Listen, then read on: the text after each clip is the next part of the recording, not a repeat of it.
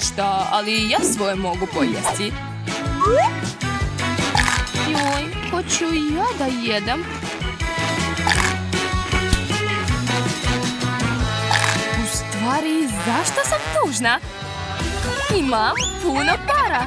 Znači mogu da kupim koliko god hoće slatkiša. Naprimjer, mogu da uzmem mnogo žvaka. To mi se sviđa. Sama sam kupila sebi žvaku kao odrasla osoba. Uzet ću još malo.